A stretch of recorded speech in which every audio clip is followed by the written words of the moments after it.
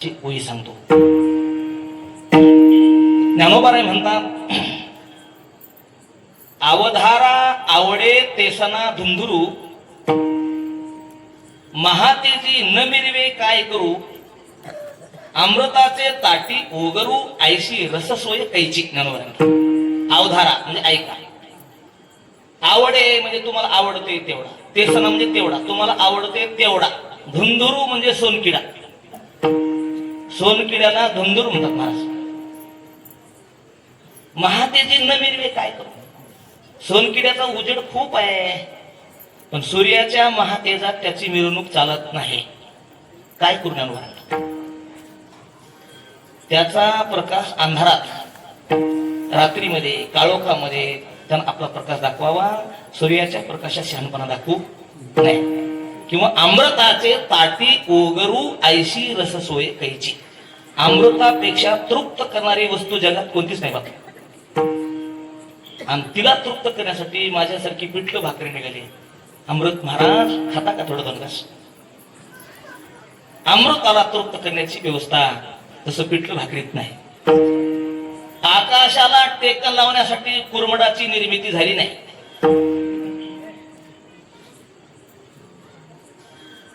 समुद्राला नाहण्यासाठी कोणत्या रांजणातल्या पाण्याने त्याची भरती होत नाही. किंवा सोन्याच्या अलंकाराला चांदीची टिकली लावली म्हणजे शोभा देत नाही. मग तस तैसे तुमचे अवधान धाये आणि तुम्ही म्हणा हे होय, ऐसे वक्तृत्व कोण आहे जेणे रिझा तुम्ही. तुमच्या कानाची तृप्ती होईल, मनाची तृप्ती होईल असं वक्तृत्व कुणाकडे आहे की जेणेकरून तुमचं मन प्रसन्न होईल, तृप्त होईल. म्हणून तुम्ही सर्व माझ्या वडिलांप्रमाणे, गुरुप्रमाणे, संतांप्रमाणे श्रेष्ठ आहात. म्हणून फक्त तुम्ही माझ्यावर कृपा करावी. विठ्ठल विठ्ठल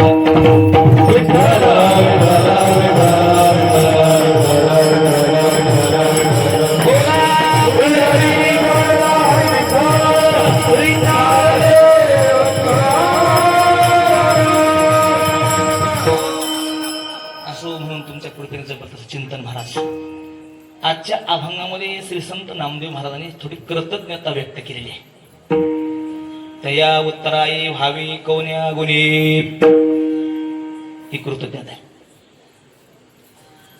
ती कृतज्ञता व्यक्त करता त्यांनी गुरुकडून आपल्याला काय मिळाले ते अभंगात सांगितले आहे. आज खरं तर थोडा जर विचार केला महाराज,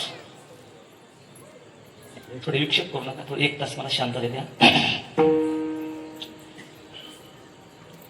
मनुष्य जीवन हे परमात्मा प्राप्ती वाचून अपूर्ण आहे.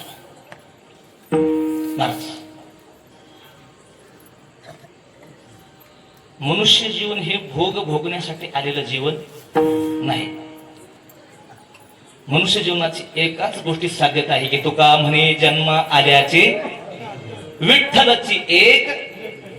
विठ्ठलाच्या प्राप्तीमध्ये, स्वस्वरूपाच्या प्राप्तीमध्ये मी कोण आहे याच्या ओळखीमध्येच खरी जीवनाची पूर्णता आहे.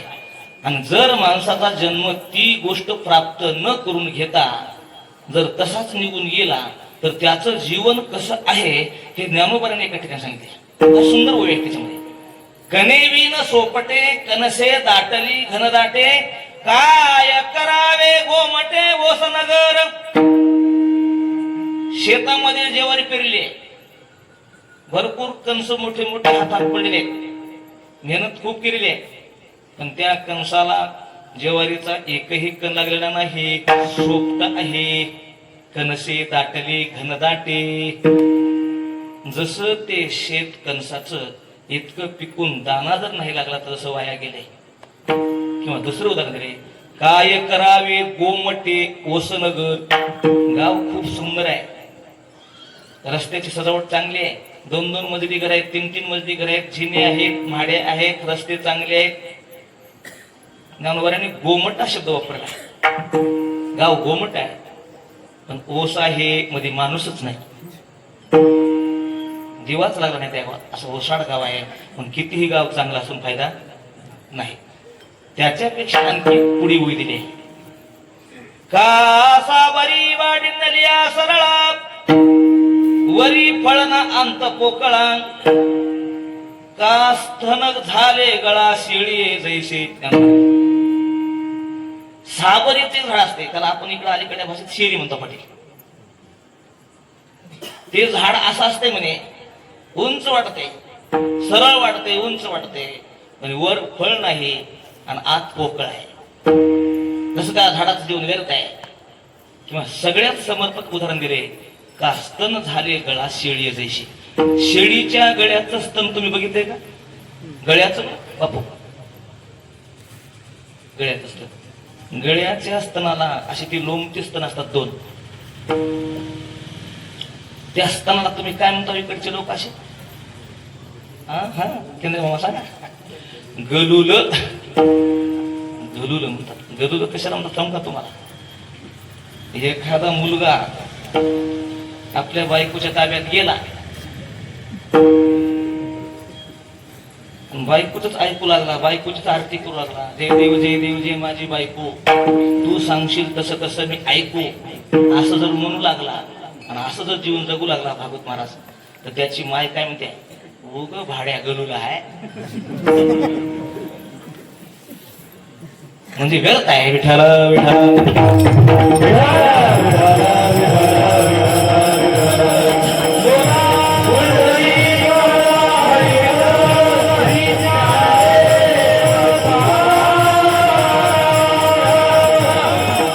ज्ञानोबाने सिद्धांताची वेदी दिली पुढे. तैसे मूर्खाचे जियाले. जर आपल्या जीवनामध्ये भगवत प्राप्ती नाही करून घेतली असेल, आपण कोण आहे याची ओळख जर नाही झाली असेल, तर त्याचं जीवन असलं आहे. विठाला विठाला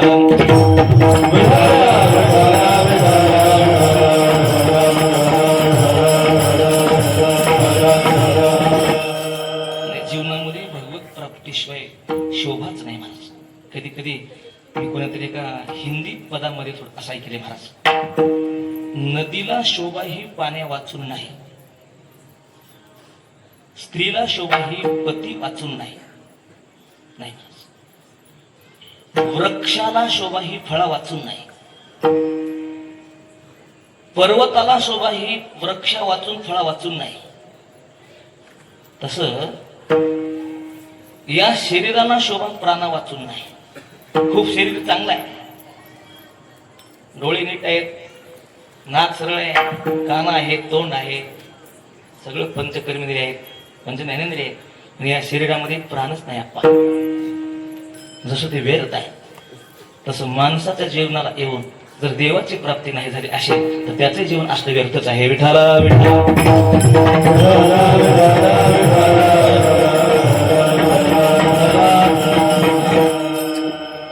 म्हणून अत्यंत भगवत प्राप्तीची गरज आहे. आणि मला वाटते त्या अनुषंगानेच आजच्या अभंगात थोडी भूमिका आहे. हा अभंग प्रासंगिक आहे. थोडा या अभंगाचा इतिहास सांगण्याचा प्रयत्न करू आणि नंतर थोडं अध्यात्मात जाऊ. विठाला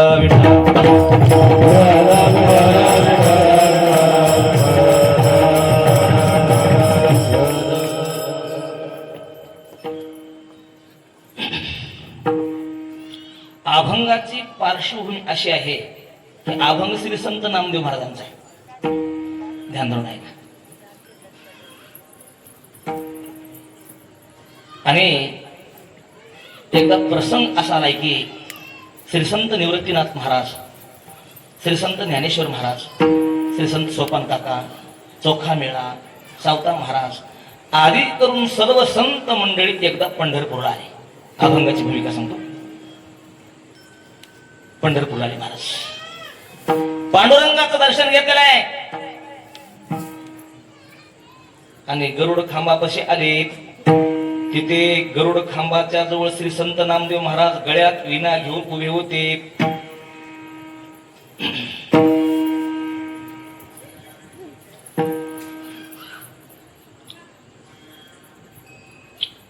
आणि निवृत्तीनाथांना दर्शन घेतलं नामदेवाचं.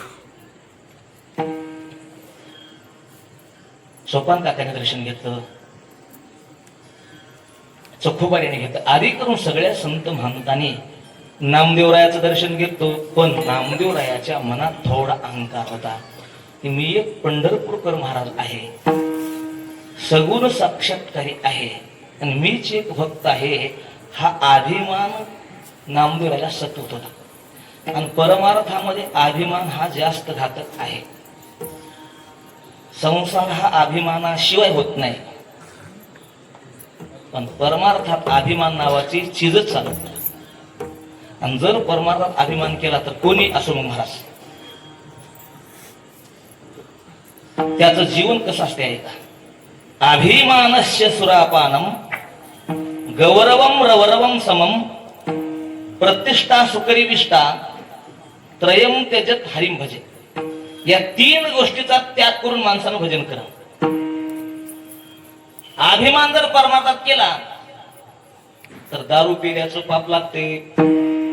गौरवम रवरवम समम, माझा गौरव व्हावा, माझं लोकांना कौतुक करावं असं जर वाटत असेल आणि ते करण्यासाठी काही करत असेल तर त्याला नरकाची प्राप्ती होते. प्रतिष्ठा सुकरीविष्टा, समाजामध्ये प्रतिष्ठा झाली पाहिजे आणि प्रतिष्ठेसाठी चाललंय हे सगळं. तर त्याला सुभाषित करतात की सुकरी विष्ठा म्हणजे डुकरीची विष्ठा आहे. या तीन गोष्टीचा त्याग करून जो भजन करतो तो हरिभक्त आहे. पण भानगड अशी आहे, परमार्थात अभिमान नको आहे महाराज, पण परमार्थात अभिमान येतो हे तितकंच खरं आहे. थोडं ऐका ध्यान. देवाच्या ठिकाणी अभिमान आहेच, नाही असं नाही. तर सांगू काय, ज्या दिवशी आपला देह जन्माला आला त्या दिवशीच अभिमानाची सुरुवात झाली. कोणती? तर या देहाते म्हणे मी. देहाला मी म्हणणं अहंकार आहे. बर, हे युक्तीवर भागलं नाही.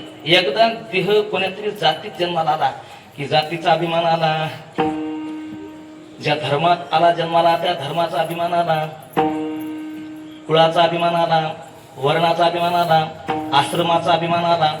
त्याच्या संबंधाने या देह संबंधाने अनेक प्रकारचे अभिमान संसारिक लोकांच्या ठिकाणी जडून बसलेले आहेत. तो सुद्धा अभिमान संसारातल्या लोकांना घातकच आहे. खरं सांगू का, एक बार असं बोला वाटते मला की सगळं जगच महाराज या विक्षेपातच जीवन जगत असते. मी कधी कधी सांगत असतो, स्वरूपात कधीच जीवन जगत नाही माझं महाराज.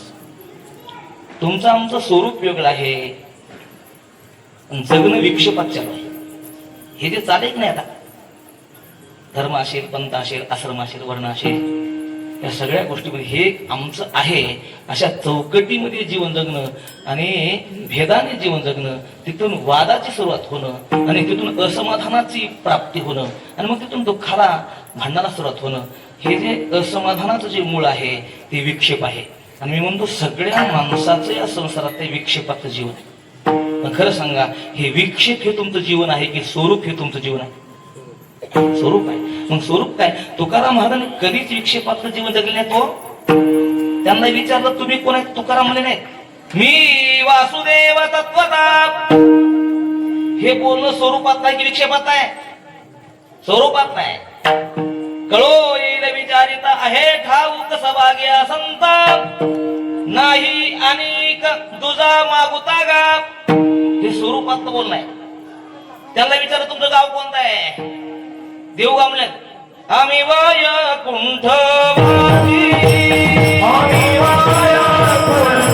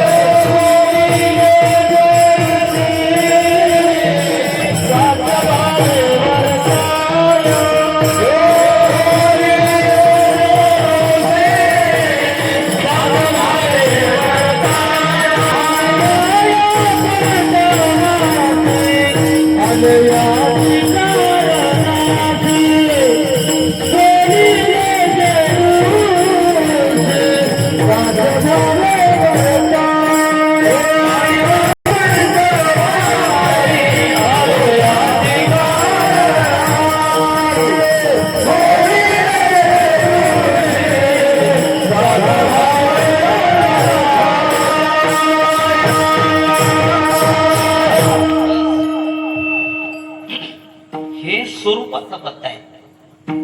आणि तुकोबरा सांगते की हे द्वैत गेलं म्हणजे शिल्लक तेच राहते, स्वरूपच राहते. दुजे खंडे तरी उरला तो अवघा हरी, आपणा बाहेरी न लगे ठाव धुंडावा. बस हे स्वरूप आहे. पण भानगड अशी आहे की हे जीवन कोणी जगत नाही. हे झालं तुमचं आमचं, जाऊ द्या. परमार्थ करायच्या नंतर महाराज, परमार्थात भक्त म्हणून घेणारी मंडळी सुद्धा त्यांनाच काही अभिमान सतावते.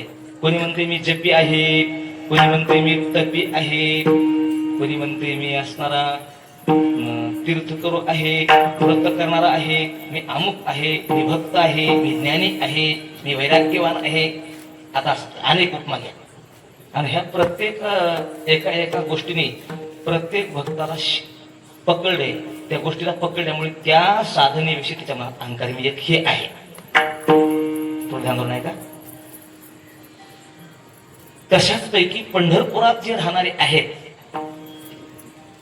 आणि ज्यांना भक्त शिरोमणी म्हणतात, त्यांना अभिमानानं पकडले महाराज. खरं सांगू काय, आता त्या आणि नामदेवामध्ये साधे नाही. चौयुगाचा भक्त नाम उभा कीर्तनी म्हणते, आणि त्यांचाच अवतार म्हणजे जगद्गुरु तुका. एवढे मोठे महान भक्त, आणि त्या भक्ताला सुद्धा की मी एक भक्त आहे हा अभिमान आहे महाराज, हा अभिमान आहे. हो, ती सांगतो की एक प्रसंग आलाय. नामदेवराय सामान्य समजू नका. नामदेवराय सगुण साक्षात्कारी होते. सगुण साक्षात्कारी म्हणजे देवाचं यथार्थ सगुणाचं ज्ञान होतं, पण नामदेवाला निर्गुणाचं ज्ञान नव्हतं. मला वाटते एका अंगाचं ज्ञान असल्याच्या नंतर सुद्धा भक्ताला कधी कधी ते ज्ञान घातक ठरते. मी म्हणतो दोन्ही अंगाचं ज्याला अज्ञान आहे त्याचं काय होत असेल माझ. 4 युगापासून ज्यांनी भक्ती केली आहे, सगुण साक्षात्कार आहे, देवाच्या सोबत जेवणं बसणं उठणं, महागड्या अवतारामध्ये उद्धव अंगद मोठे मोठे कार्य ज्यांनी केले, त्याला या नामदेवाच्या अवतारामध्ये नुसतं सगुणाचं ज्ञान झालं होतं, आणि त्या निर्गुणाचं व्यापकाचं ज्ञान न झाल्यामुळे एक सगुण साक्षात्कारी नामदेव असताना मीच एक भक्त अहंकार आहे. हे काही साधी गोष्ट नाहीये. ऐका थोडं ध्यान द्या. तर तुम्हाला एक महत्वाची गोष्ट सांगतो की माझ्या सहित की परमार्थामध्ये देवाचं दोन्ही अंगाचं ज्ञान असेल तर यथार्थ साध्य जीवनात प्राप्त होते. नाहीतर एकच अंग म्हणलं तर मोठ्या मोठ्या माणसाची फजिती झाली आहे हे मला सांगायचे. तुम्हाला एक कळवणी गोष्ट सांगतो.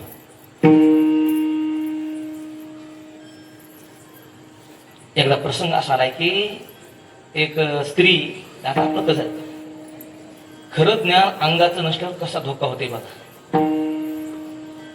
एक बाई असणारी आंघोळ करून सज्जेवर बसली अशी घराच्या वरी, रस्त्याला घर तिचं, आणि ती वेशभूषा करत होती, भांग पाडत होती, काय काय असं ते स्त्रियांचं ते लेणं चालू होतं त्यांचं. आणि रस्त्याला एक बाई म्हातारी तिकून येत होती अशी. ही बाई अशी वर बसलेली होती. हिचं एक 6 महिन्याचं लेकरू, रांगत लेकरू तिच्या जवळ होत असलं बसलेलं. बाईची सगळी वेशभूषा झाली होती, फक्त कुंकू लावायचं शिल्लक राहिलं होतं. आता ती कुंकू लावणारच होती, इतक्यामध्ये तिचं लेकरू पळतच त्या सज्जाकडे गेलं. असं तिला वाटलं माझं लेकरू पडतंय खाली, म्हणून ती बाई तशीच उठली आणि सज्जाकडे लेकरू घेण्यासाठी धावत आली. दृष्टांत आहे.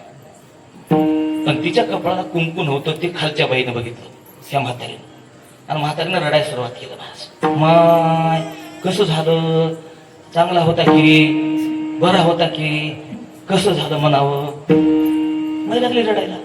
आता ती रडू लागल्यामुळे हे वरच्या बाईला कळलं की खालची म्हातारी ही 80 वर्षाची रडते, म्हणजे हिचं काहीतरी झालंय.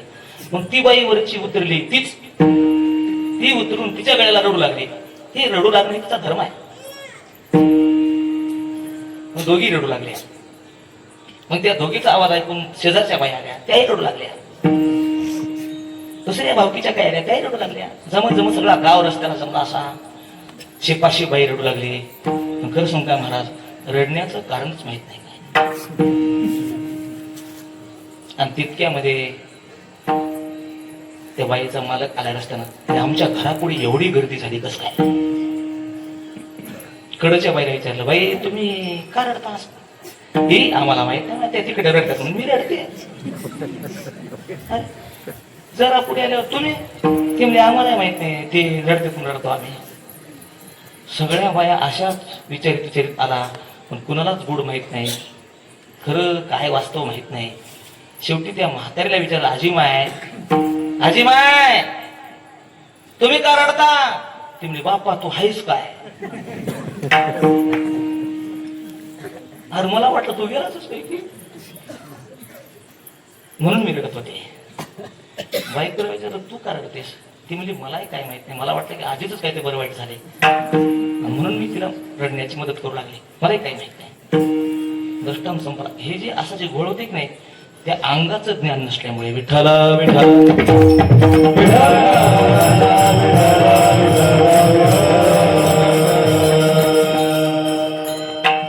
खरं सांगते आप्पा, परमार्थामध्ये सुद्धा बऱ्याच भक्ती साधनेत प्रविष्ट झालेल्या जीवाला, साधकाला सुद्धा एका सुद्धा अंगाचं ज्ञान नाही. दोन झाले. आता हे दोन्ही अंगाचं ज्ञान नसल्यामुळे असे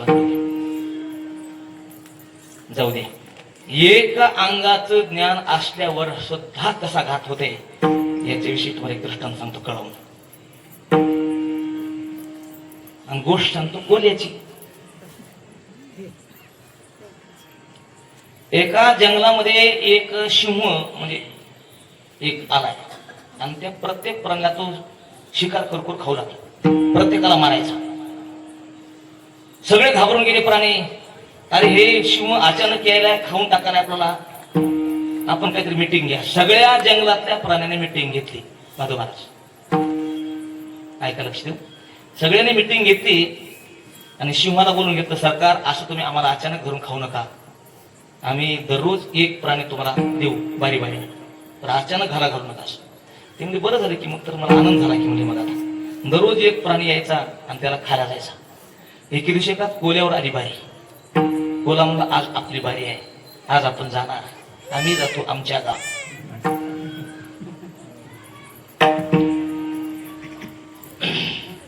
कोल आलो बा.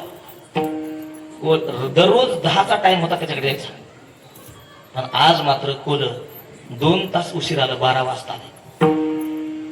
शिव म्हणाले मला किती वेळ झाला भूक लागली आहे, 10चा टाइम आहे, तू 12 वाजता आलास का आला नाहीस, किती मला भूक लागली आहे. त्यावेळेस कोला म्हणला, शिवराज तुम्हाला खरं सांगू काय म्हणला, मी तुमच्याकडेच निघालतो, 9:15 10:30 निघालो होतो, पण वाटेमध्ये दुसरा एक राजा आलाय तुमच्यासारखाच आणि ते मला म्हणला की तुला खाऊन टाकतो. आता मी तुमचं खाद्य म्हणून त्याची नजर चूक करून 2 तास लपून बसलो आणि आता त्याला नजर चुकून तुमच्याकडे आलो, नाही तर तेच मला खाणार होतं. शिव मला कुठे आहे, दाखव मला, माझी ताकद नाही मला दाखवतो, मला दुरून दाखवतो. आणि त्या शिवाला कोल्यानं ठक कोलं म्हणायचं आणि त्या शिवाला घेऊन गेला असं लांब लांब लांब आणि त्यानं सांगितलं तेव्हा तिथे एक विहीर होती, विहीर, त्या विहिरीत लपले म्हणा इथं. शिव गेला आणि त्या विहिरीच्या काठावर उभा राहिला. शांत पाणी होतं, काळ छक. त्यानं मधी बघितल्याबरोबर ह्याचं तोंड मध्ये दिसलं प्रतिबिंब. त्याला वाटलं बरोबर आहे, कोल्यानं खरं सांगितलं. आता ह्याला निदान मी शिव एवढं तरी माहित आहे, पण मधलं कोण आहे माहित नाही. आपला शत्रू आहे असं वाटतंय. यानं पंजा उगारला असा की मध्याने असा पंगा उचलला. त्याने आता बघतोच मला ह्याला ठेवतच नाही, मारली उडी मधल्याला मारण्याच्या निमित्ताने आणि स्वतःही मरण पावलं. हे दृष्टांत ऐकण्यासाठी ग्राम्य आहे, साधा आहे. नाही का सिद्धांत असा आहे की या शिवाला एक अंगाचं निदान मी शिव आहे इतकं तरी आहे, पण पुढचं दुसरे अंगाचं ज्ञान नसल्यामुळे त्याच्यात बुडून मरावं लागतं. तसं आपल्या संप्रदायामध्ये किंवा आपल्या भक्ती करत असताना या मार्गामध्ये दोन्ही अंगाचं ज्ञान असणं गरजेचं आहे, तरच तुम्हाला त्या भक्तीचं खरं ज्ञान समाधान प्राप्त होईल. महाराजांनी नामदेवासारख्या भक्ताला देवाच्या सानिध्यात असून सुद्धा एकाच अंगाचं ज्ञान होतं आणि तितक्याच अपूर्णतेमुळे व्यापकाचं ज्ञान नसल्यामुळे मीच एक भक्त आहे असा अभिमान होता. सगळे संत महात्मे नामदेवाच्या पाया पडले, पण नामदेव कुणाच्या पुढे वाकले नाही. शेवटी मुक्ताबाईचा नंबर आलाय. निवृत्तीनाथ मुक्ताबाई पडा पाया नामदेवाच्या. शिरोमणी आहेत, भक्त आहेत, पांडुरंगाचे आवडते आहेत, गडेवाड आहेत, पडा पाया. मुक्ताबाई म्हणली मी पडत नाही. अखंड जयाला देवाचा शेजार, का रे अहंकार नाही गेला. नामदेवा सतत तुला देवाचा शेजार आहे, पण संगतीत राहून तुझा अहंकार गेला नाही. निवृत्तीनाथ तोंडावर हात ठेवला मुक्ताबाईच्या. बाई बाई बाई असं बोलू नाही बरं. मोठे महाराज आहेत, आपल्यापेक्षा वडील आहेत, ज्ञानी आहे, देवाचे सांग. नामदेव महाराज काय म्हणताय का? निवृत्तीनाथांना असा मोठेपणा दिल्यावर नामदेव महाराज काय म्हणतात मुक्ताबाईला? बघा बघा. नामा म्हणे आम्हा वडील अधिकारू, या लागी नमस्कारो योग्य आहे. आम्ही देवापाशी असतो सर्व काळ, येऊन सकळ वंदित आहे. बघा मुक्ताबाई निवृत्तीनाथ काय म्हणतात, प्रणाम करताय. आम्हाला अधिकार आहे, आम्ही सतत देवापाशी असतो. सगळे लोक येऊन आमच्या पाया पडतात. आम्ही वडील आहात, आम्ही पाया पडण्याच्या लायकीचे आहात. आम्हाला अधिकार आहे पाया पडून घेण्याचा. पडा. मुक्ताबाई ओळखीलं याच्यात आणखी आहे थोडा अहंकार. या काळाबाई खऱ्या संतांच्या ठिकाणी ते थोडंफार आहे ना, ते काढल्याशिवाय किलमिश समाधान लागत नाही. ते त्याने ठरवलं. एक दिवशी संत संमेलन ठरवलं. त्या संमेलनामध्ये गोरोबा काकाला बोलवलंय आणि गोरोबा काकाला बोलवून सगळी संत मंडळी बोलवली. त्याच्यात कच्च कोण पक्क कोण तुम्हाला सगळ्याला विषय माहित आहे. आणि गोरोबा काकाने हातात अनुभवाचं थापटणं घेतलंय. निवृत्तीनाथाच्या, ज्ञानोबारायाच्या, सोपान काकाच्या, मुक्ताबाईच्या आदी करून सगळ्या संतांच्या डोक्यात ते थापटणं मारलं. सगळे भाजलेले पक्के निघाले. निवृत्तीनाथाचं गाडग पक्क निघाले. वृत्ती हे निवृत्त झाली जन नदीशी तेथे, मी माझी हरपणे ठाई देती जाते थे. अदृश्यतेची झाले काही दृश्यते होते, सुखे मी निजलोगा शून्य सारोनी तेथे. त्रिकुट शिखरी गा दान मिळे आई ते. पक्के. ज्यावेळेस नामदेवाच्या डोक्यात ते थापटणं लागलं, त्यावेळेस नामदेव डोकं चोळत चोळत पळत निघाले. अरे का तुम्ही संत आहेत का म्हणले? कुठं महाराज लोक असे मारतात काय म्हणले? असलं कुठं संमेलन घातले काय? तुम्ही धरून आलेल्या माणसाला मारायला लागला. मुक्ताबाई म्हणजे धरा धरा नाम्याला धरा. नाम्या कच्च्या बे कच्च्या नाही गुरु का बच्चा. पकडो नामदेवाला, पकडा. याचा अज्ञानाचा कचरा जमा करा. याला ज्ञान नावाचा अग्नी लावून पेटून द्या आणि याला शुद्ध निर्मळ करा. तितक्यामध्ये नामदेव घाबरले. अपूर्णता असल्यामुळे पळून गेले आणि देवाच्या गळ्याला मिठी मारली. देवा वाचून आलो येतवरी. देवा वाचलो वर म्हणले. अरे ते का तुझे महाराज आहेत काय म्हणले? धरा धरा मारा मारा म्हणले. आणि देवा मला म्हणले तू कच्चाच आहेस, तुला आणखी देवाचं खरं स्वरूप कळलं नाही. खरंच देवा मी कच्चा आहे का? देव म्हणले खरंच कच्चा आहेस. म्हणजे देवा मग काय करावं लागेल? देव म्हणले तुला सद्गुरू वाचून सापडे ना मग नाम देवाला स्वतः बोले महाराज, श्री विठ्ठले आपुल्या मुखवचने, नामदेवासी केले आज्ञापन, होनिया अति दिनाचे दीन, सद्गुरूचे शरण रिघावे. नामदेवा तुला सद्गुरूला शरण गेलं पाहिजे. मग कुठं आहे ते सद्गुरू? औंढ्याकडे बोट दाखवलं. तिथे आपले खेचर स्वामी, त्यांचा अनुग्रह झाला. त्याने डोक्यावर हात ठेवला. विस्तारित बोलत नाही मी. महावाक्याचे निनावे, गुरु कृपेचे निधावे, माता हात ठेविला नोहे थापटिला जैसा, मग विश्व स्वप्नेसी माया, निद सांडोनी धनंजया, सहजेची चेविला द्वय आनंदपणे जो. अद्वय आनंदाच्या ठिकाणी सद्गुरूच्या कृपेने जागा झाला आणि सगळीकडे परमात्म दर्शन झाले. ज्या दिवशी ही सद्गुरूंनी कृपा केली त्या दिवशी बोललेले शब्द अभंगाच्या पहिल्या चरणात.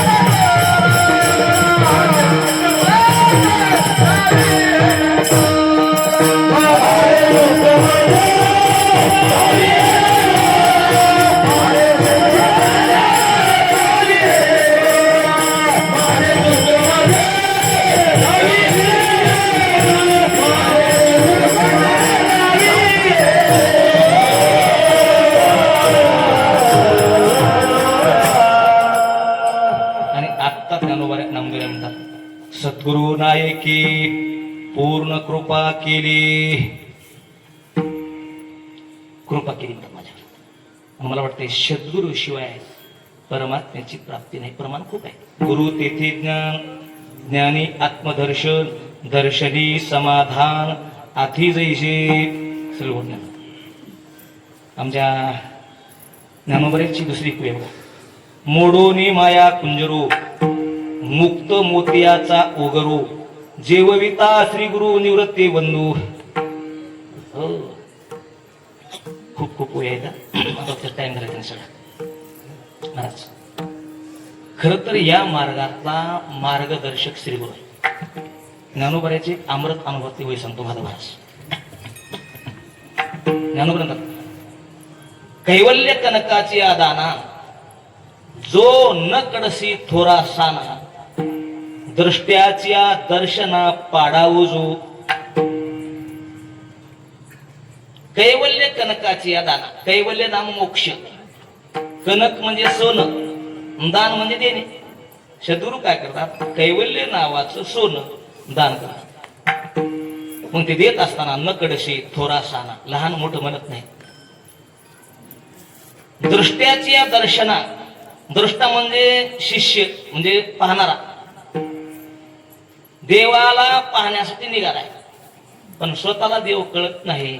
म्हणून ते श्री गुरु पाडाऊ जो म्हणजे मार्गदर्शक होऊन त्या दृष्टा नावाच्या शिष्याच्या रस्त्यामध्ये उभा राहून त्या दृष्ट्याला मार्गदर्शक होऊन थांबतात आणि अरे ते तू आहेस असं तत्वमसी महावाक्याचा बोध करतात. खरं सांग काय मग आता खरं सांगा, परमात्मा प्राप्तसाठी स्वतःला हे जमत नाही बापू. आता मी काय आज हसणार नाही, एक 15-20 मिनिटं महत्वाचं बोलेल आणि अतिशय असं मत. ही गोष्ट संताशिवाय होऊ शकतच नाही. ध्यान ठेवा महाराज, होऊ शकत नाही. तुम्ही म्हणता महाराज परमात्मा कुठे आहे? खरं सांगू काय, परमात्मा कुठे आहे म्हणण्यापेक्षा परमात्मा कुठे नाही ही मोठा प्रश्न आहे. परमात्मा सर्वस्यच्याम हृदय सन्निविष्टो मतस्मरत ज्ञान मपोहनंच सर्वांच्या हृदय देशी मी अमुक आहे ऐशी जी बुद्धिस्पुरी अर्णशी वस्तुगामी विठ्ठल जळीस भरला विठ्ठल विस्तारला दनी सप्ताही पाताळी भरून तयावीन उरला नाही त्रणांकुरू गवताची गाडी सुद्धा त्याच्या वाचून शिल्लक नाही. आपल्या हृदयामध्ये आहे, आते आहे बाहेरे आहे. हरी येथे रे हरी तेथे रे हरी विना हरी ते रे. गोकुळात त्या गवळणीचा अनुभव होता. त्यावेळेस ती लोक तुकोबाराय म्हणले, बाई तू इथं बसली जावं की नाही करला. ते म्हणले काय करू, त्या कृष्णाला पाहिल्यामुळे मला कुठं जावं काहीच कळत नाही, रस्ता सापडत नाही. ते म्हणजे एखाद्या बोळानं दिलीनं जावं की कोण सांगीन. ते म्हणजे कहा पगडारू देखे अनेरा देखे तो सब ओईने घेरा. मला पाऊल ठेवायला सुद्धा जागा रिकामी नाही, इतका परमात्मा ओतप्रोत आहे. मग असा ओतप्रोत परमात्मा असताना, सर्व ठिकाणी भरलेला असताना तुम्हाला आम्हाला का कळत नाही? विठाला विठाला विठाला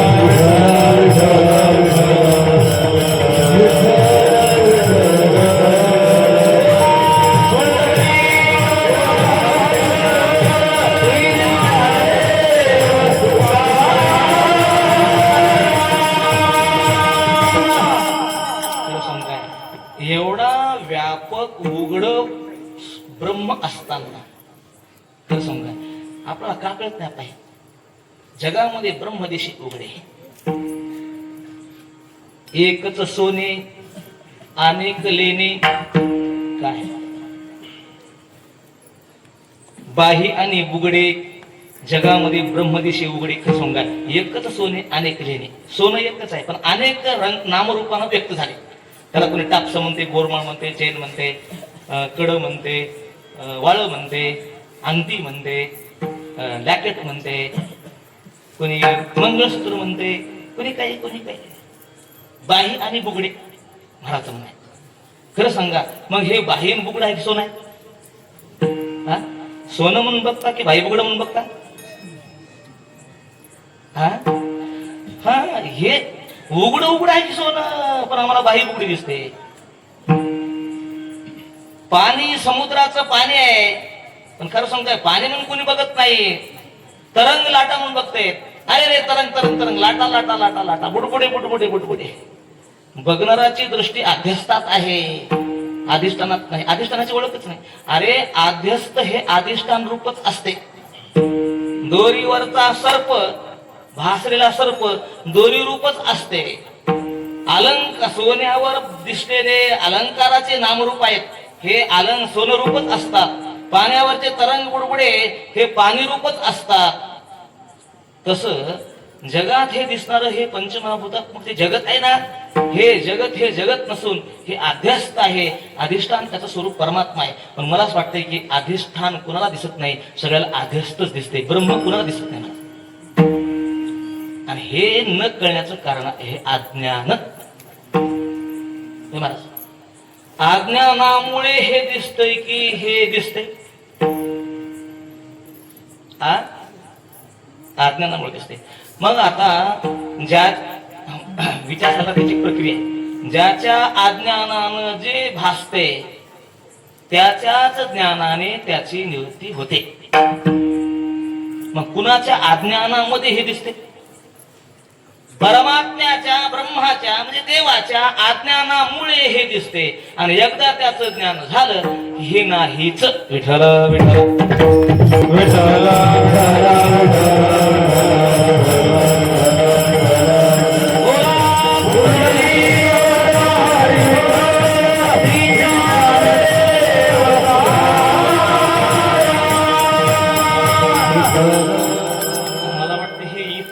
कळण्यासाठी सद्गुरूच्या कृपेची किंवा सद्गुरूच्या ज्ञानाची गरज आहे. मला ऐका, त्यालाच मार्गदर्शक होण्याचे पाढावो जो. ऐका, मग देव खरं सांगू काय, देवाचं स्वरूप सांगत असताना काही संत महात्म्याने वेगळ्या वेगळ्या पद्धतीने सांगितले. भागवत महाराज बापू ऐका थोडं. एका शास्त्रामध्ये एक श्लोक आहे, आता मी श्लोक सांगत नाही, त्याचे शब्द सांगतो. परमात्मा अतिदुरात, सामिप्यात, इंद्रिय घातात, मनो अवस्थानात, सूक्ष्मात,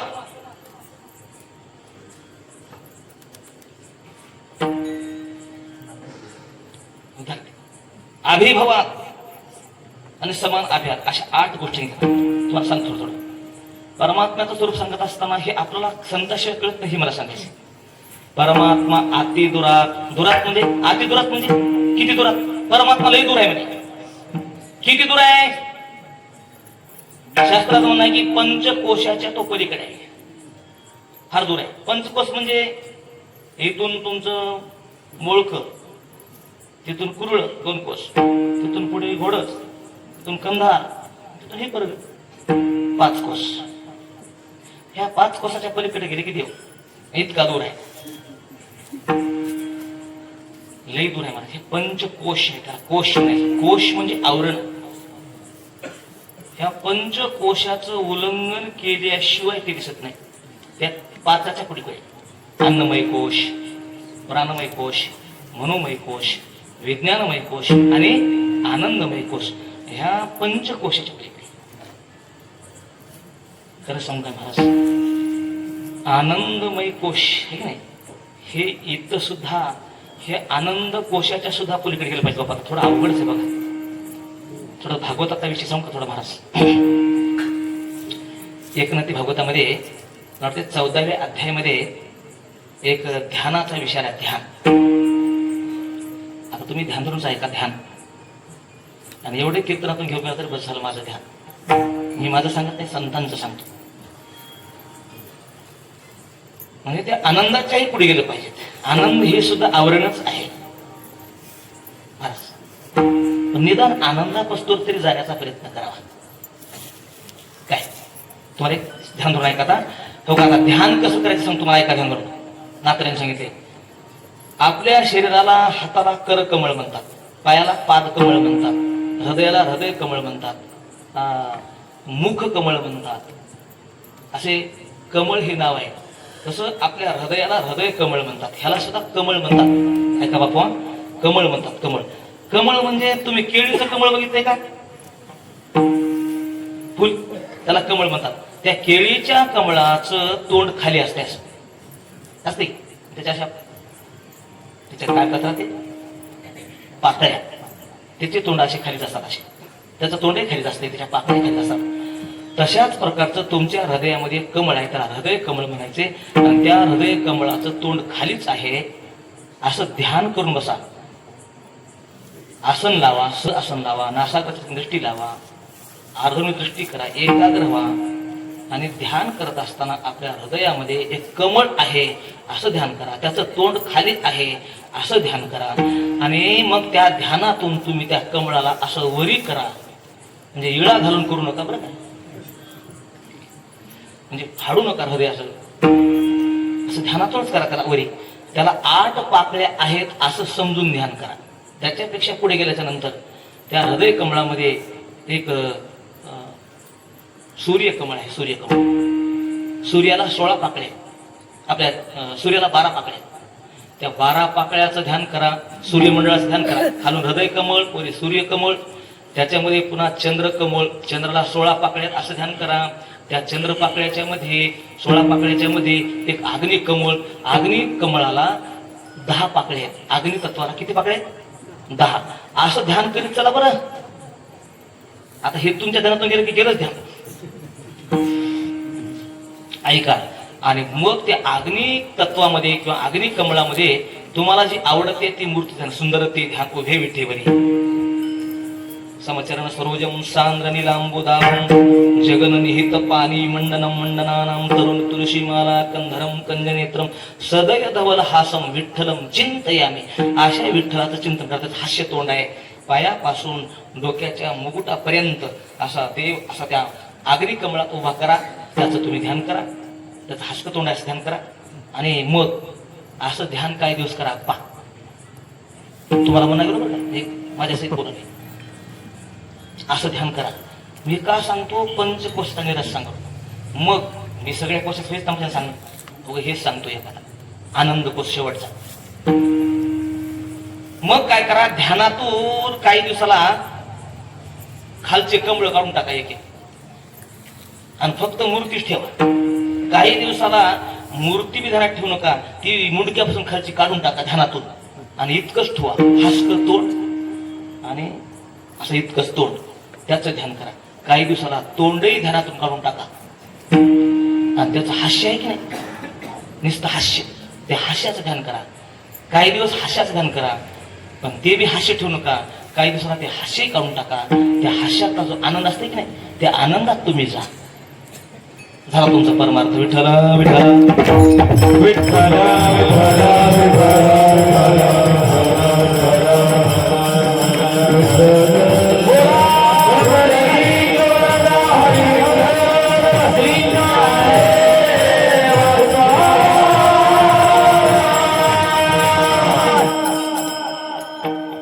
इथपर्यंत जायचंय. ह्याला आनंदमय कोश म्हणायचंय. सगळ्याचा निराश करून आनंदमय कोशात प्रवेश झालाय. पण मला वाटते आनंदमय कोश सुद्धा उल्लंघन झाला पाहिजे. आनंद घेण्यासाठी तिथं देतापत्ती पाहिजेत, घेणारा कोणतरी वृत्तीने शिल्लक असला पाहिजे थोडाफार, आणि आनंद असला पाहिजे. दोन्हीची भेट झाल्याच्या नंतर जी अवस्था प्राप्त होते तिला आनंद म्हणायचे आहे. इथंच थांबायला जमत नाही, त्याच्याही पलीकडे गेलं पाहिजे. तिथं आनंद घेणारा किंवा आनंद ह्या दोन्ही क्रिया संपून ज्याला निरानंद म्हणतात, तिथं कोणी शिल्लक नाही, अशी अवस्था प्राप्त होणं हे कळण्यासाठी मला कोळी सांगतो ज्ञानवारीची. जो निरंजनी निदेला तो अनेक नाही देखिला, मग आपुलाही निमाला आठवत या. एक माणूस शेलदर मधला जंगलात जाऊन झोपी गेलाय. गावातल्या कोण्याच माणसाला तो माहित नाही. बर, जंगलात गेल्यावर त्याला झोप लागली तिथं, त्या माणसाला झोप लागल्यावर त्यालाही मी कुठे माहित नाही, तुम्हालाही तो कुठे माहित नाही, आणि मी कुठं आहे त्यालाही माहित नाही. आता माझा एक प्रश्न आहे, तो आहे की नाही? आहे तर कोणी सांगायचा, तुम्ही सांगायचा की त्यानं सांगायचं? नाही म्हणण्याची भिशात नाही, आणि आहे म्हणून सांगता येत नाही. अशा स्थिती आहे नाहीच्या पलीकडचं आहे. अशा स्थितीला प्राप्त होणं म्हणजे आनंद कोशाच्या पलीकडे जाणं. विठाला विठाला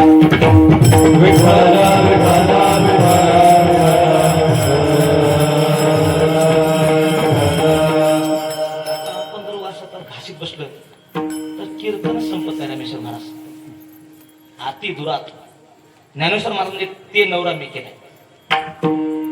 दुरुळू आंबुला केला गे बाई, दुरुळू आंबुला केला गे बाई,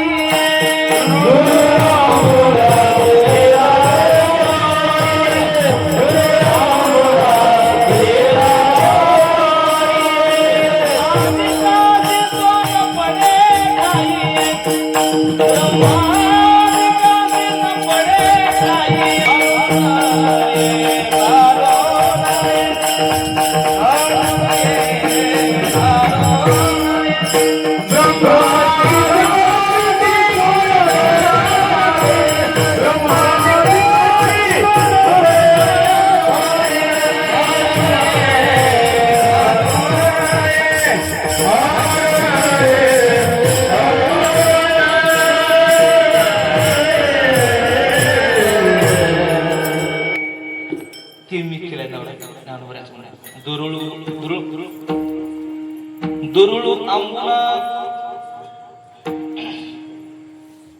केला गे बाई. आंबुला म्हणजे नवरा. मी लय लांबचा नवरा केला. किती लांबचा केला बाई, किती लांबचा केला, किती दूरचा केला. ब्रह्मादिकाशी तो न पडे ठाई, ब्रह्मदेवा सारख्याला सुद्धा त्याचं दर्शन होत नाही. याला म्हणायचे अति दुरात अति सामित्य. देव लई सामित्य आहे, लई सामित्य. सामित्य म्हणजे जवळ जवळ. जवळ म्हणजे किती जवळ, देव आपल्या किती जवळ म्हणजे जवळ म्हणजे एकदम असा जवळ म्हणजे किती जवळ. खरं सांग काय, त्याच्या जवळ किती जर वर्णन केलं तर जवळ म्हणून सांगता येतच नाही. बरं सांगा, देव तुमच्या हृदयात की देवच तुम्ही? हा, हृदयात म्हणणं हे थोडं आपल्याला पटवून सांगण्याची एक पद्धत आहे. काय, तैसा हृदयामध्ये मी, देवच तुम्ही. देवची बरे, देवची बरे. तुका म्हणे खरे तुम्ही, पण कधी न म्हणा देह माझा ऐसा, मग बरवसा कळे. खरं सांगा, इतके जवळचे आहेत, इतके जवळचे आहेत की जवळचं म्हणणं सुद्धा त्याचं खपत नाही. तुम्हीच देवा. विठ्ठल विठ्ठल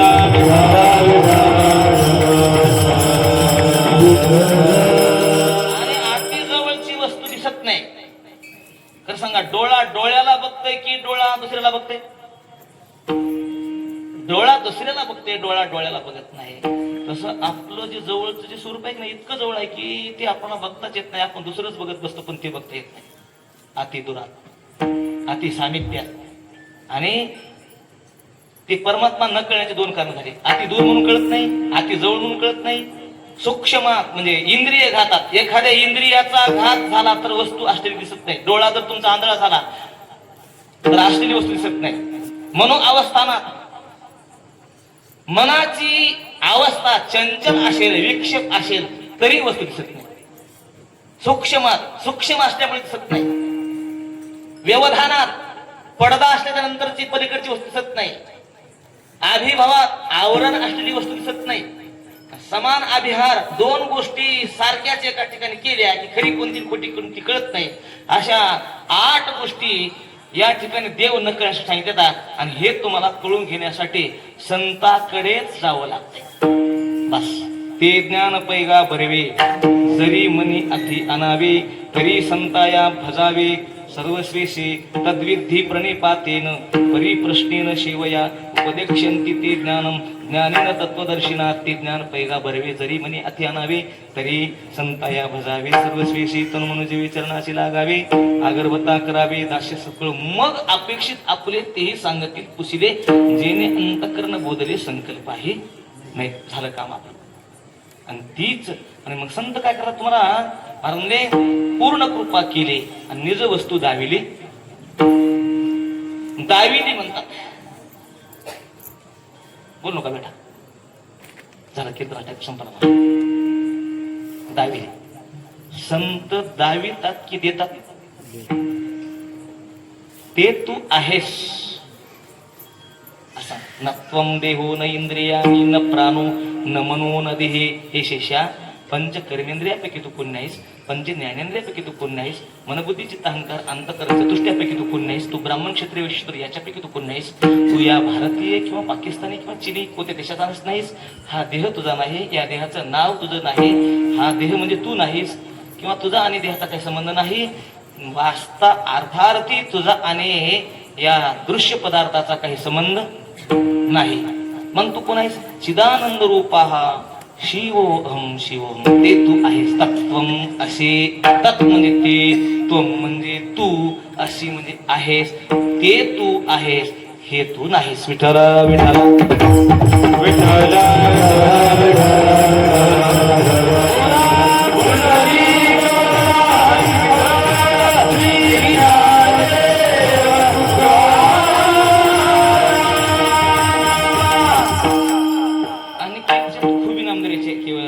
निज वस्तू दाविली.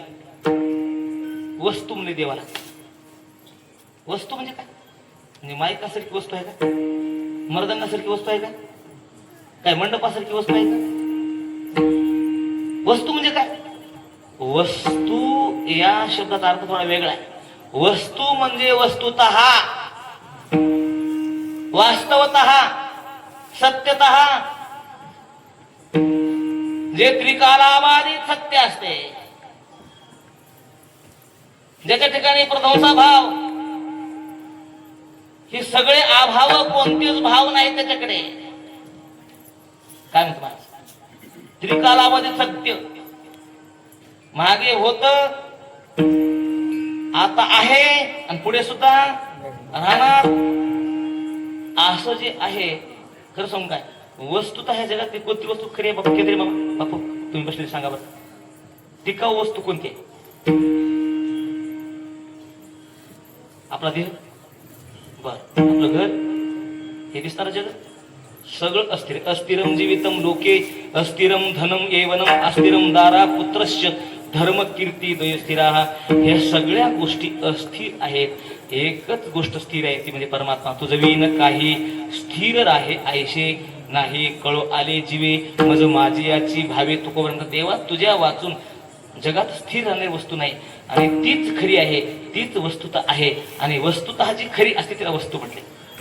आणि ती इथंच आहे बरं का. या उपाधी माझी गुप्त, चैतन्य असे सर्वगत, ते तत्वज्ञ संत स्वीकारे ते. किंवा देश काळ वस्तू भेद मावळला, आत्मा निर्वाळला विश्वाकार. महाराज म्हणजे असं जे तत्व आहे. किंवा दुसरे पोय आहे बघा महाराज, वस्तू बदल नाम रूप सबंधू, जाती क्रिया भेदू, हा आकाराशीच प्रवादू. ही खरी सिद्धांताची होय, वस्तूशी नाही ना, परमात्म्याशी नाही. मग परमात्म्याला वस्तू म्हटले, जी वास्तव असते त्याला वस्तू म्हणायचे. आणि ती परमात्मा वास्तव असलेली वस्तू माझ्या सद्गुरूंनी माझ्यावर कृपा करून दाखवली की ते तू आहेस. निज वस्तू दाविली माझी मज. इतकंच नाही तर त्याच वस्तूला आमच्या नामदाराने पुन्हा सुख म्हटले महाराज. माझे सुख माझा दाविले डोळा, माझे सुख माझा दाविले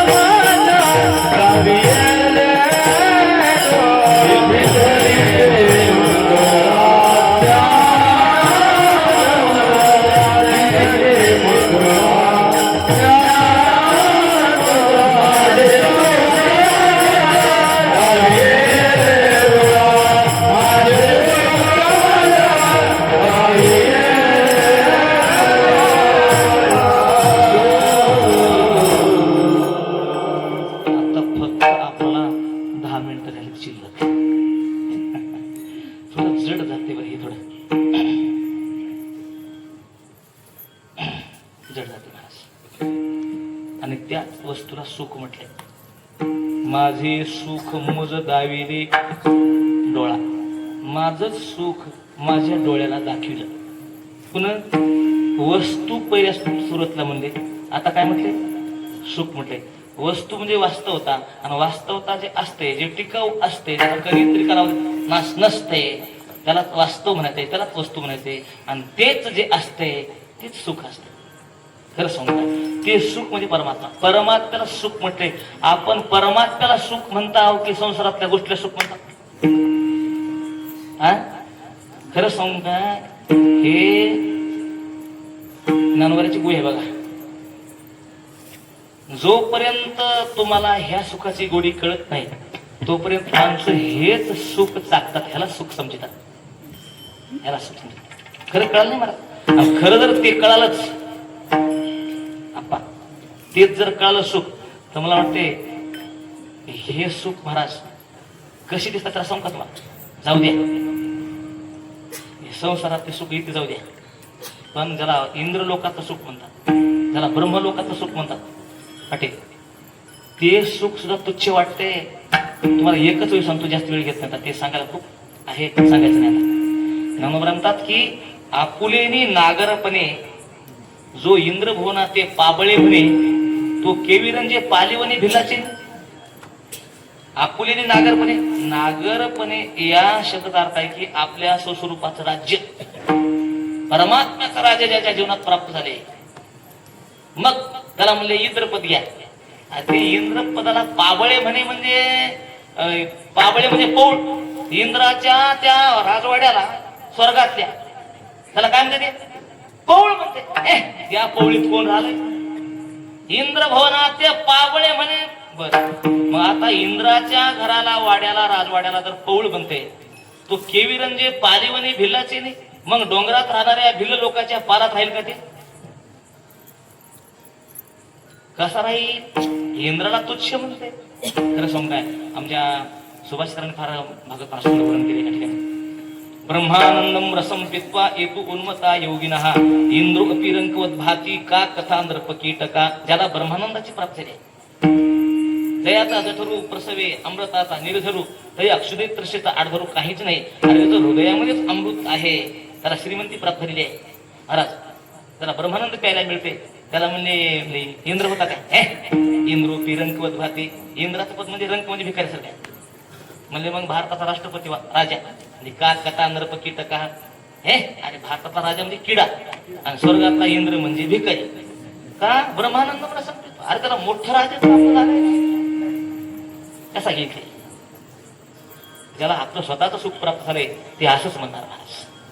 आमच्या तुळशी रामानात एक दोहा म्हटलाय आप्पा, सुंदर. तुळशीदास महाराज, तुळशीदास म्हणतात आमच्या ढोंगणाला 3 बोटाची लंगोटी नाही बरोबर, आमच्या भाजीमध्ये मीठ नाही बरोबर, आम्हाला राहायला घर नाही, पण एक गोष्ट मिळाली आम्हाला. 3 टोक कोपिन मेट अरुबिन भाजी लोण. 3 बोटाची लंगोटी, 3 टोक कोपिन. कोपिन म्हणजे लंगोटी. अरुबिन भाजी लोण. भाजीमध्ये लोण म्हणजे मीठ नाही, बिन मिठाची भाजी. हे इतकं दरिद्र आहे आमचं इतकं, पण एक वस्तू मिळाली आहे. तुलसी रघुवीर उर बैठे इंद्र बापुरा कोण. या तुळशीदासाच्या हृदयामध्ये, उरामध्ये रामप्रभू बसलाय, त्याच्यामुळे आम्हाला इंद्र सुद्धा भिकारला वाटते. विठाला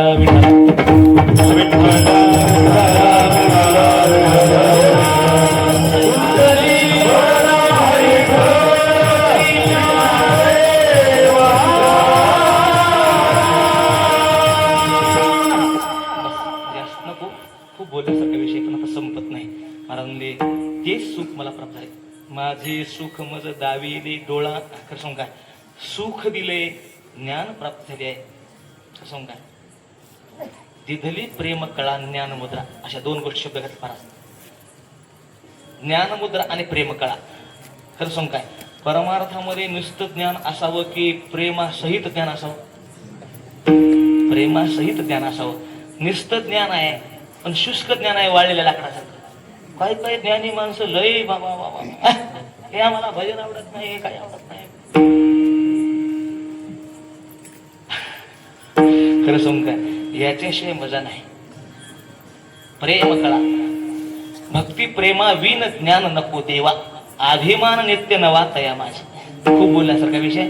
म्हणून आमच्या सद्गुरूने एक काम केलं की ज्ञान मुद्रा दिलीच, पण त्याच्या संगतीला प्रेम दिले.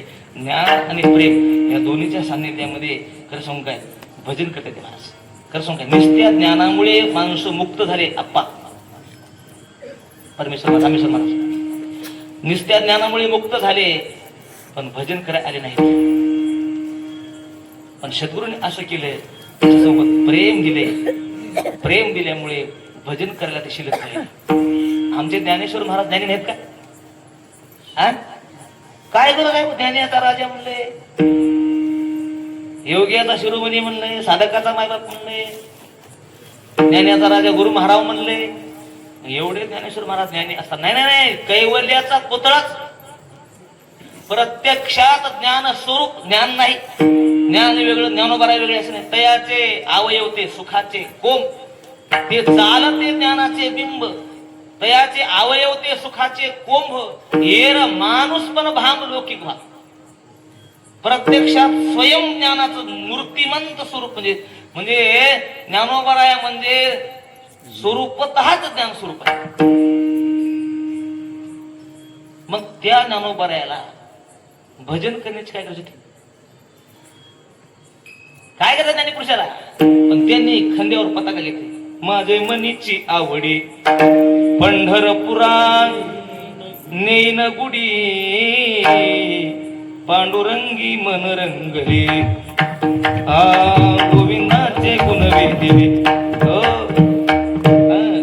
तिथली काय ज्ञानमुद्रा प्रेमकळा दिली आणि ज्ञानमुद्रा दिली महाराज. बस तया उत्तराई भावे कोण्या गुणी, जन्मा नाही येणे ऐशी केले. ही अवस्था माझ्या जीवनात प्राप्त झाली. आता त्यांना काय द्यावे त्याशी भावे उत्तराही आणि ठेवी तापाई. खूप खूप बोलण्यासारखा विषय. मग माझ्या सद्गुरूंनी मला शेवटी सांगितलं की बाबा नामदेवा, आता तुला नक्की सोय दाखवली आहे आणि ती सोय म्हणजे माझा परमात्मा आहे, त्याचे पाय तू विसरू नको. नामावने निकीरा दाविले सोय, नामावने निकीरा दाविले सोय, नामावने निकीरा दाविले सोय, नामावने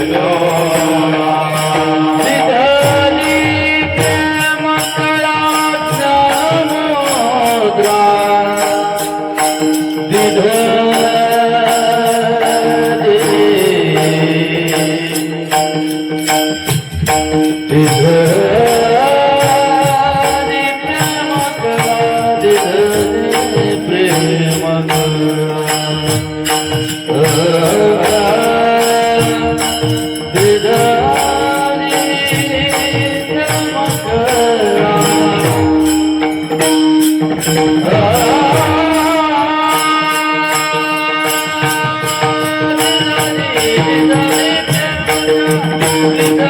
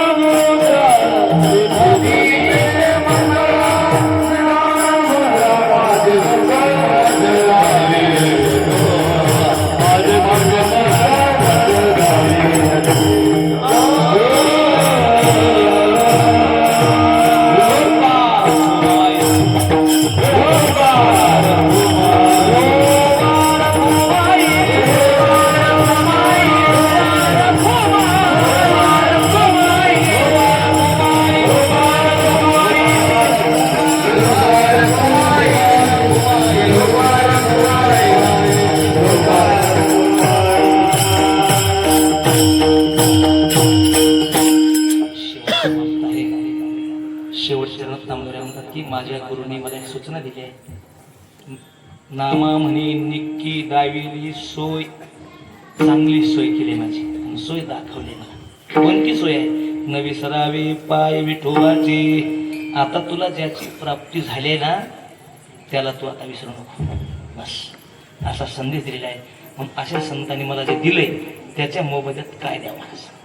तया उत्तराये हवे गौण्या गुणे जन्मा नाही येणे ऐशी केले. अशा कृतज्ञतेचे उद्गार श्री संत नामदेव महाराजांनी आजच्या अभंगामधून आपल्यासमोर ठेवलेले आहेत. आपणही त्या परमात्मा प्राप्तीसाठी संताकडे जावं, संताला शरण जावं, भगवंताची प्राप्ती करून घ्यावी आणि आपल्या जीवनाचा उद्धार करून घ्यावा एवढाच संदेश या अभंगाच्याद्वारे आपल्या ठेवण्याचा प्रयत्न केला. झालेली सेवा पांडुरंग परमात्मेश्वरीने माऊली ज्ञानोबाराय तुकोबाराय रामदेव हनुमंतराय भगवान शंकरजी माझ्या समोर वयोवर तत्पर ज्ञानवर सर्व श्रोते मायबाप सर्व वारकरी गुरुजन टाळकरी मंडळी मृदंगाचार्य विनेकरी बाबा माता भगिनी आपल्या सर्वांच्या चरणी सेवा समर्पित करून सेवेला पूर्णविराम. ज्ञानेश्वर माऊली